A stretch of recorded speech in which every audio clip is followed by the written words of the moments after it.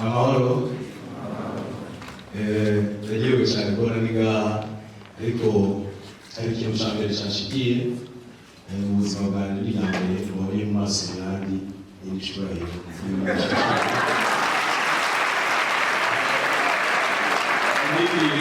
ukaba nagenda basabe niba protokoli binyemerera mukore mu bintu muzabafasha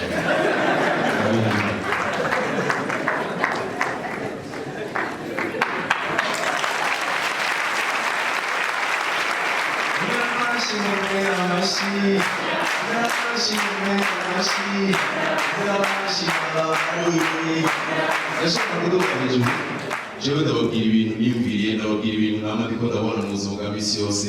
Ndabasaba guharuka turabe twige dutere imbere niho tuzoteza imbere igihugu cyacu. Ndabasaba gukomera amashyi. Igituma ndabivuga si ikindi nuko mbere na mbere nashimiye umukuru w'igihugu kubera umukuru w'igihugu yiyumviye kuzana amashuri y'imyuga. Nifatiye ko jewe bantu b'Imana byahise byangoye gatoya. Narinjiye mu mwaka wa mbere ndawiga, bantu b'Imana ndasubira ndawiga, nukuri kugira ngo urafasha ndasubira ndawiga, ninjira mu mwaka ugira kabiri, bantu b'Imana narawize. Niho rero twasha dutangura kubona yuko twoja mu myuga. Kera ntivyari bigwiriye, nicyo gituma nashaka gusaba ababijejwe baturonderere amashuri y'imyuga tugende tugira utugenegene.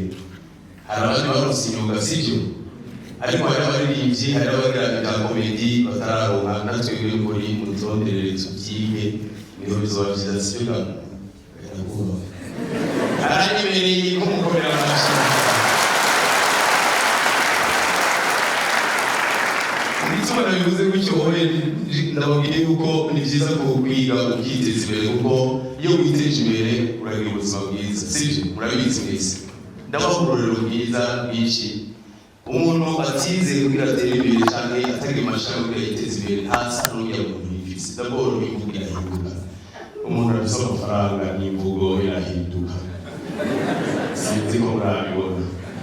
N'abajene bamaze gutera imbere mu kuvuga bavuga ibintu bibateza imbere, ati none rero reka tuze duhure ku mugoroba turakumwe turashaka kwegeranya ubundi baruka. Ariko rero bajya bitakunze usanga bose bahagaze mwigara, twaramuguze Manchester, twaramuguze n'akantu n'ubundi twamwiguriye, ibyo bintu bihuriye bakunze n'andi shaka.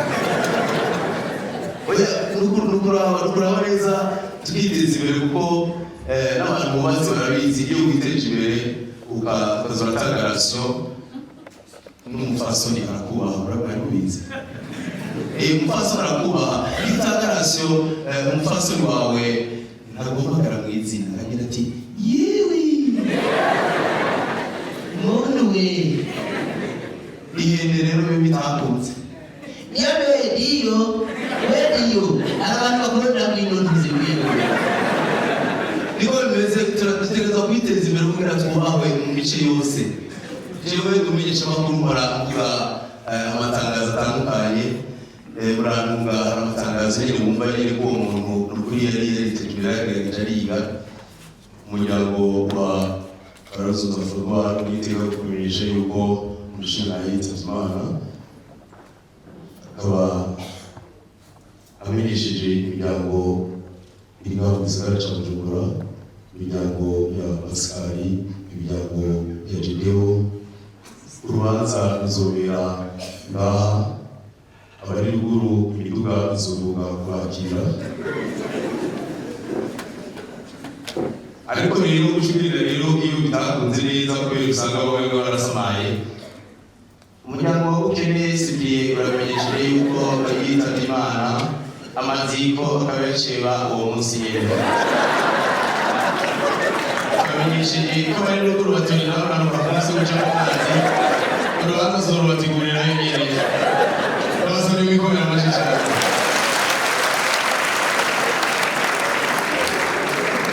Dutegereza kwiteza imbere, dutegereza gushaka ingufu zose twiteza imbere sivyo.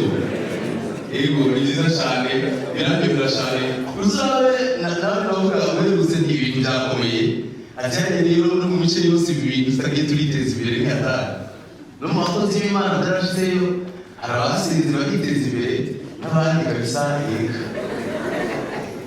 Yesu ashimwe cyane haleluya uyu witeje imbere shengero y'Imana urabona ukungene twasenze tukumvirwa hindukira murabe no shengero ukungene rumeze neza tukabona amashimano mu ijuru ndiko mutayikomera amashimano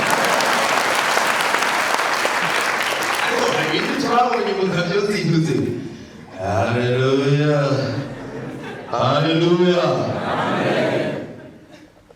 igihugu cyacu kirashobora gutsinda muri Egiputa ariko mutabaye ngo ntibizokunda